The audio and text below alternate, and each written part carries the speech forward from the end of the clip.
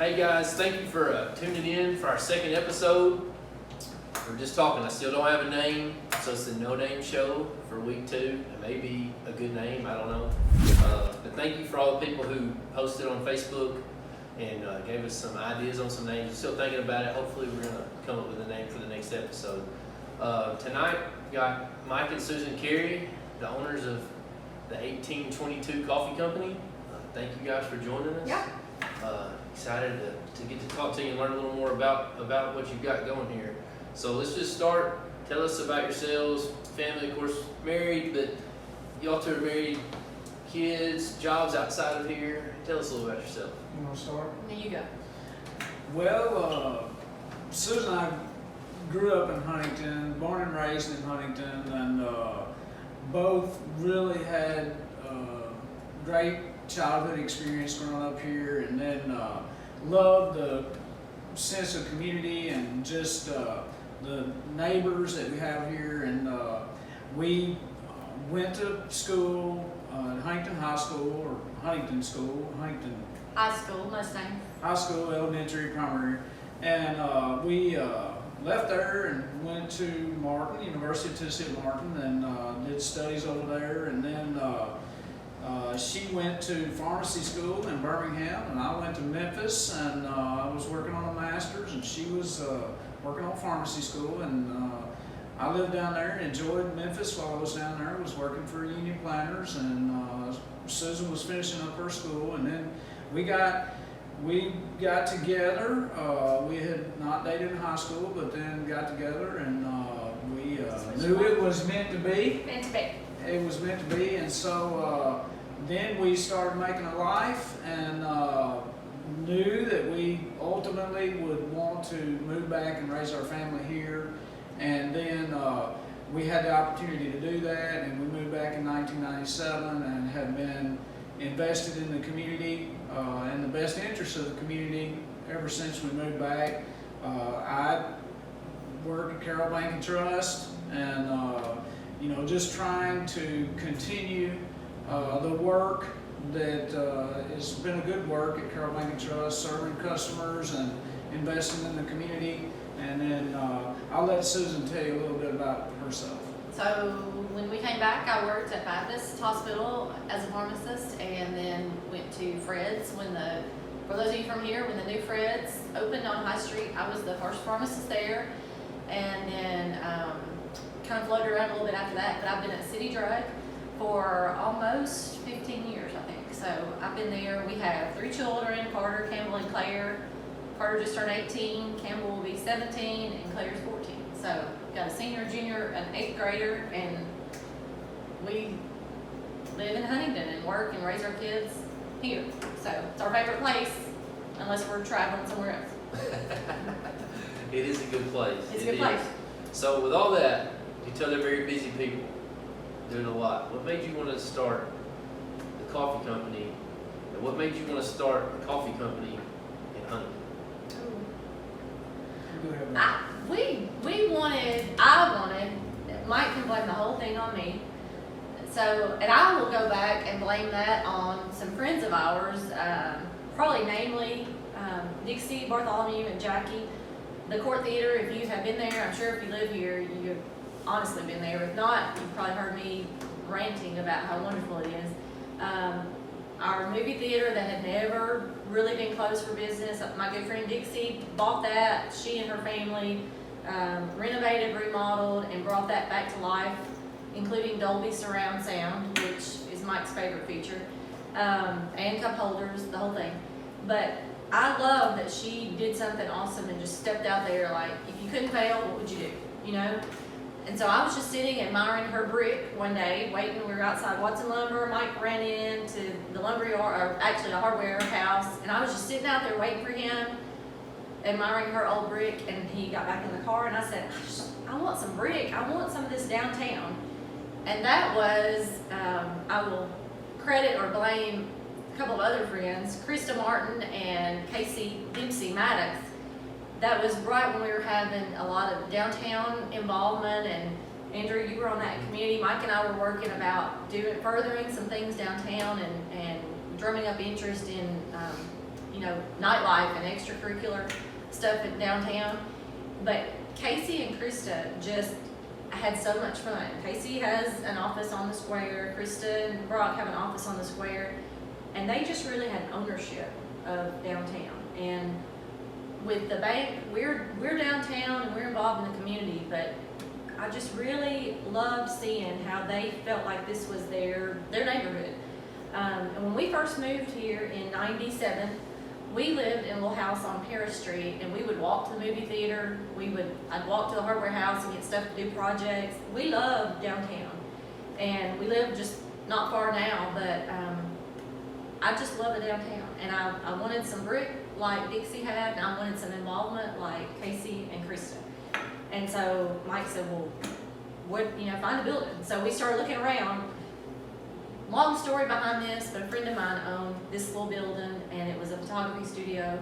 And so I negotiated my first real estate transaction, probably my last real estate transaction.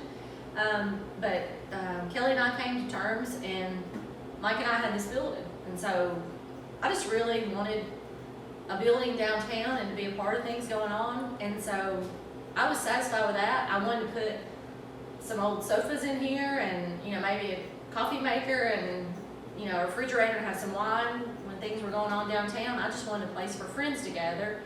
And so I promised Mike it wouldn't cost a dime. I would just give me $300 and I will paint the window, and that's what we did. Mike Bass, who lives here in town and used to paint billboards in Atlanta, he painted the window outside, and that was if you're lucky enough to live in Huntington, you're lucky enough. And that was as far as I was gonna go. And then Mike. So I'm $300 in, that's it.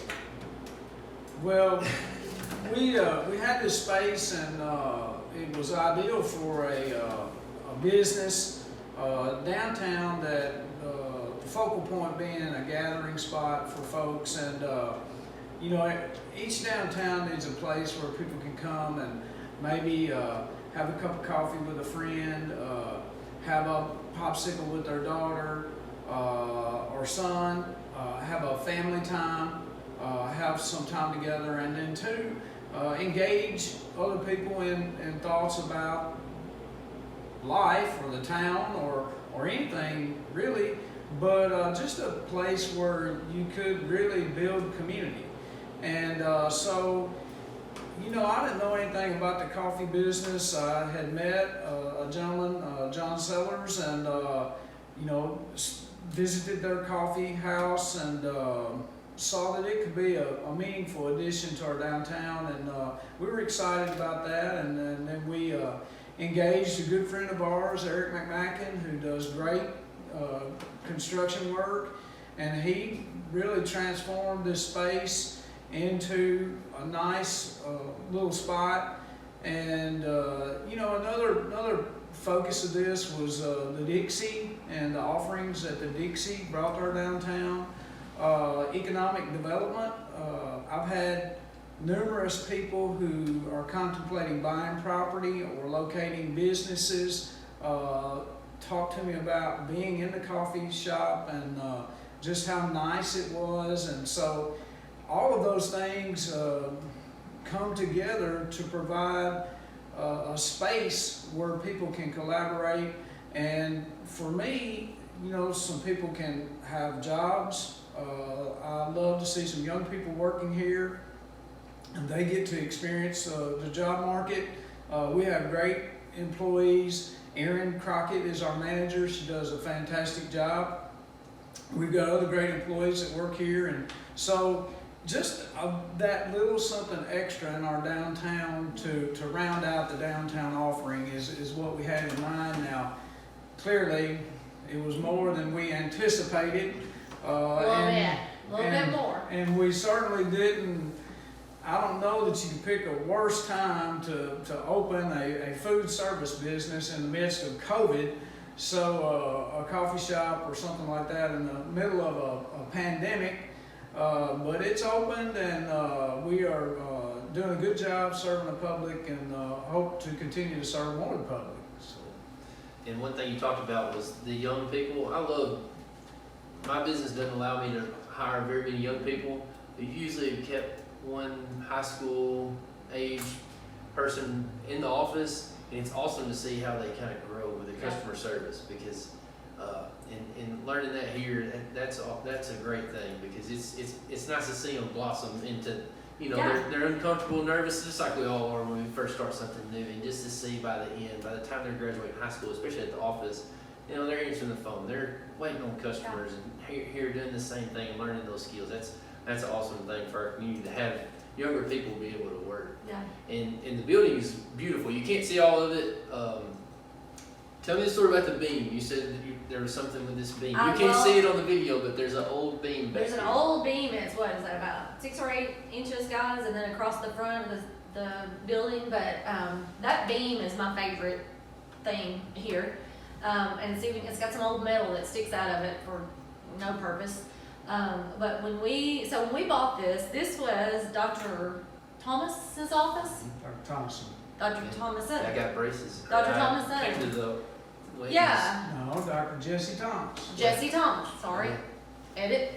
This was Dr. Jesse Thomas's office, and he would come and adjust everybody's orthodontics a couple days a week. So this was his office, and then my friend the photographer bought it. So everything over the years had been plastered over and made to look as new as possible. And then fast forward to everybody's trying to find brick and beams and that kind of thing. So when Eric came on board, we had no idea. I mean, what we had. The floor was carpet and laminate and mess, and so I just said, Eric, I know there's some brick. There's got to be brick under here.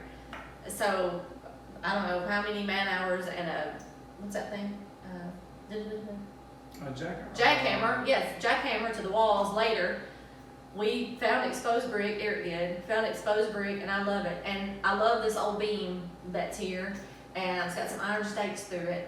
And so when we first started hiring employees, and actually our partners at the time, they were like, oh, we need to cover that and do something with it. I love that old beam. So anyway, when you're here, notice that.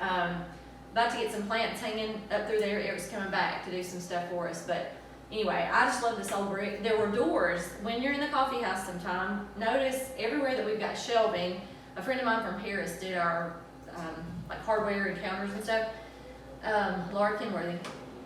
There were doors. They had just patched the walls with old windows, non-functional, and doors. Dixie Bartholomew has bought, or I gave her a couple of doors for some projects that she's doing. But there were just huge doors, and then they had plastered and wallpapered over them. And so it was just really kind of an architectural dig going back to see what had gone through here. This was Dilday's men's shop at one time, I'm told. So, Diana Crocker here in town, that was her dad. This was his place years ago. So. And what about the is it you consider it a deck, or It's a what deck. outside there? Yeah. There's a seating area. I know we had a meeting out there one day for a little organization here in town, Yeah. and I know before COVID came in and messed everything up, you had the small concert. And so what was your plan, and hopefully when this is passed, what will be your plan for If we all outside? survive COVID. Yeah.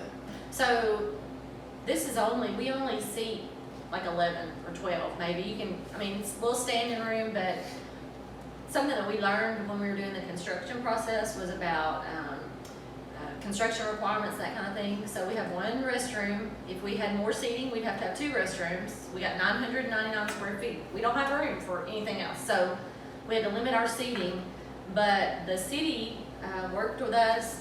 We assumed when we acquired this property that we went to the road back there, the alley that runs behind Mallard's and the Dixie. But that was actually part of the city property, but they were kind and let us attain that property so that we could build a deck. So we really have the first outdoor seating in the community. And Eric built us a really cool deck. We've got tables and chairs out there. We love to see that. We want to get roofing over that of some sort and lights, that kind of thing. We did have a couple of concerts out there. And we really have an idea to do can't think what we called it.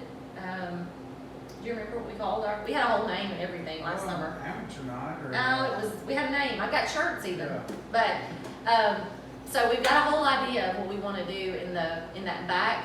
But for now, lots of people just enjoy eating out there. It's shady half the day. We've got an umbrella for the rest of the day. But that just gave us enough seating to even think about having people for lunch and breakfast and that kind of thing. So Right. anyway, and one of the great things about Huntington, we've got several. I know Cornerstone has got a beautiful patio deck area now. Big Mac's Barbecue has put out like 3 tables during all this COVID stuff. That used to be our date, was to go to that one picnic table to the side of Mac's Barbecue on Wednesdays. They've got like 3 tables outside now. The vegetarian restaurant put out a table on their front. So people are really, in Huntington, we got a lot going on. So anyway, just good ideas. Right. So 1822 Coffee Company. Maybe I should know, but I have no idea where that name came from. You don't know 1822? I don't. That was Susan's idea, and she came up with that on her own. And go ahead, Susan, tell them where the name came from. I'm doing all the talking. Typical. So our community was chartered. Huntington was chartered in 1822.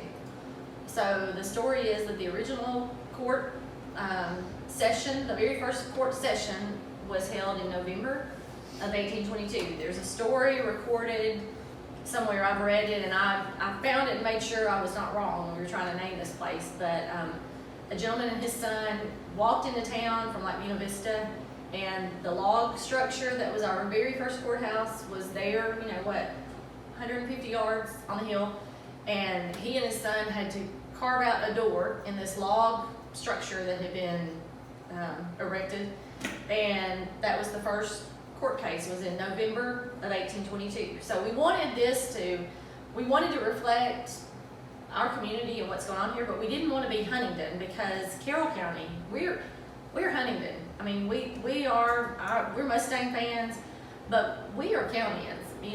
That's a term that Mike and I have tried to use with our kids as long as they've been growing up. We have, business interests with a bank in different parts of the county.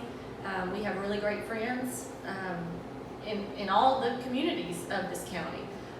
But we didn't want to call it the Huntington Coffee House or anything like that. We wanted to embrace all of Carroll County, but our heart is right here in Huntington. So 1822 was just a really cool name. It gave, homage to our community, but also really you can kind of look at it as a county name because of that first court thing. And the first espresso machine was invented in 1822. So it's amazing to me that there was not a patented or a trademark name, the 1822, considering that. So for a coffee house. Right. And like you said, you're a county. We are. We can all Friday nights cheer for our favorite team, but in the end, to really grow and do great things, we all have to work together. County economy. Yep. Yeah. So tell us some about what all you serve. It's a lot more than just coffee. There's a whole lot. You can't see behind the camera. There's a lot of things back here. You serve food, popsicles, teas. Well, we have breakfast sandwiches that are really popular. We have muffins, scones. All those are really popular. We have lunchtime sandwiches that feature pimento cheese and tuna salad, chicken salad from Hometown Grocery in Macklemoresville. Macklin, yep. And we were able to partner with them to offer, rather than reinvent something delicious, we just used their product, and we have those at lunch. We have a variety of coffee drinks, handcrafted, full menu of various coffee drinks, frappuccinos, lattes, just all manner of coffee treat, protein shake. We have the Frios popsicles, and we'll let Susan tell a little bit about that. But all of that is made right here in the shop, and we've got, we've tried to accommodate ordering and try to afford some conveniences. One of the positives that I've seen in small businesses from COVID and the pandemic is it's really pushed them to experiment with different ways to offer their product and services. Many of the restaurant businesses were offering curbside. We have developed, or we provide an app now, the 1822 Coffee Company app. You can download it from the Apple App Store, and just under 1822 Coffee Company. And just to give you a visual, I'll pop it up here, but the, low battery, sorry about that. But building community one cup at a time. You can place your order here, it'll be ready. They get a message here on the laptop or the pad, and then your order's ready and they can bring it out to you, or you can come in and pick it up. Trying to make it just as convenient as we can, because we are in a downtown location, and many people want to drive through, but you can't have the downtown without being downtown, and that limits itself to drive through. But we do offer curbside, and very convenient to go through the back alley. So that's a little bit about the offerings here at the 1822. Tell us a story about popsicles. The popsicles are my favorite. So Frios is a gourmet pop. They are made in Mobile, Alabama. So we've gone for several years to, on fall break, we've gone around the time of Shrimp Fest.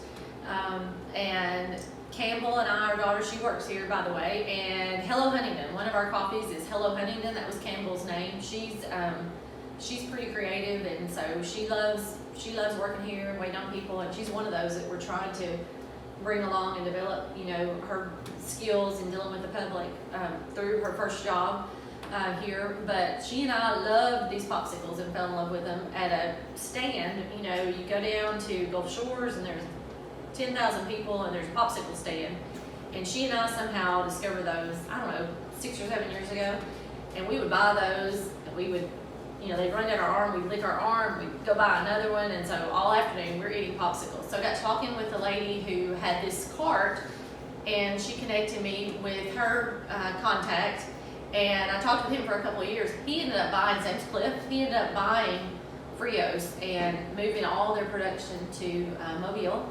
And so I have probably like 20 or 30 flavors that are their mainstays, and they have monthly flavors. Those change every month, and so we were finally able to connect with them to bring Frios to Huntington, and that's kind of what we love. I love to go, and I'm a foodie. I love to go and I love to eat. And then the worst part about that is when you come home and you're trying to find that same thing. When you're about an hour out of home and you realize you're not going to have another popsicle for 6 months or a year, or avocado toast or whatever.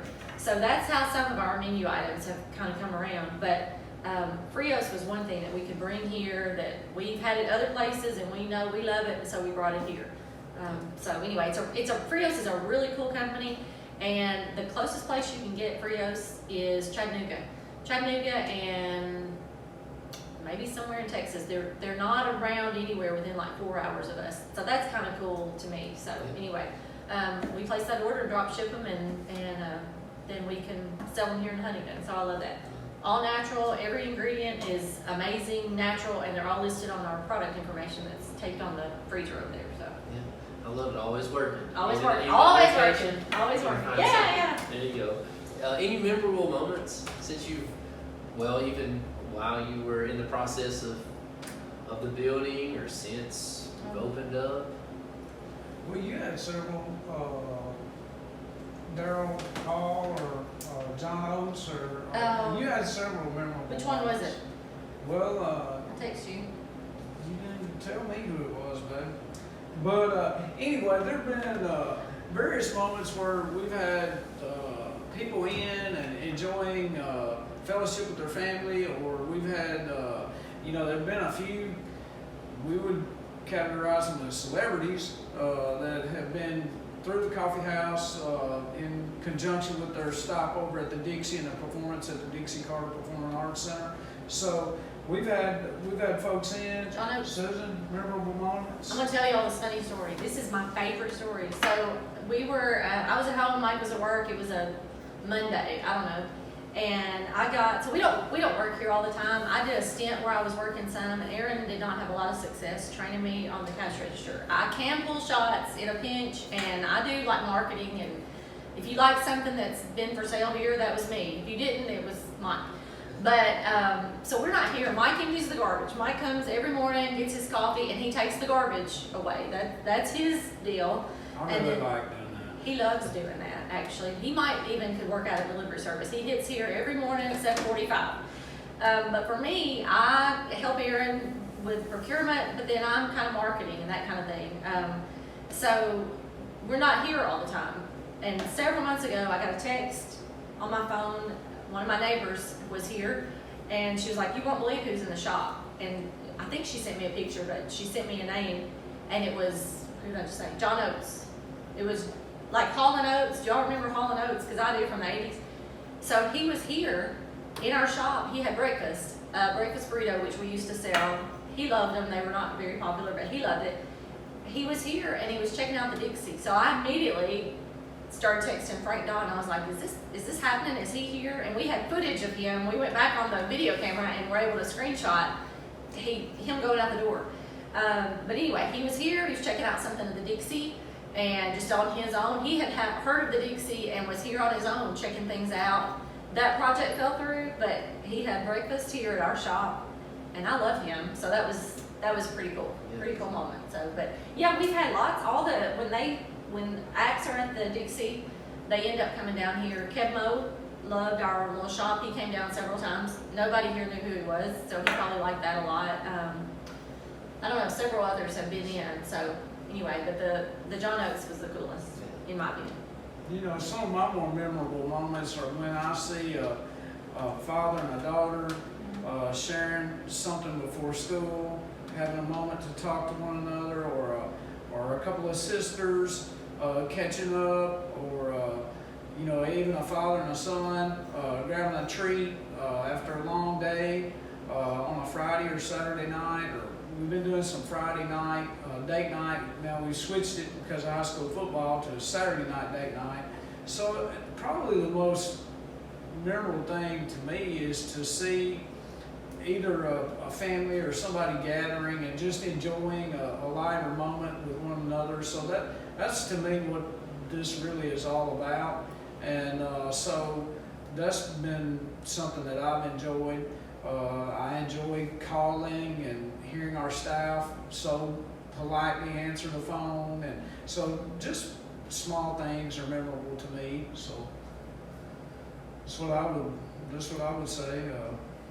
If John Oates brought his family on a Saturday night, that would be cool. Well, guys, thank y'all so much for this. Y'all have been amazing. You're welcome. Thank y'all for what you do in our community, with the coffee shop, your businesses. Thank Can I y'all. plug one service? Yes, sir, absolutely. One thing that we're building out a little bit is coffee yeah. delivery. Corporate. We're corporate delivery. We've got a few customers that we take coffee to, and they've decided that it's good, so they've allowed us to keep bringing it. So, and that's something that we can set up. We'll deliver the coffee. We can deliver a different grind, a different roast.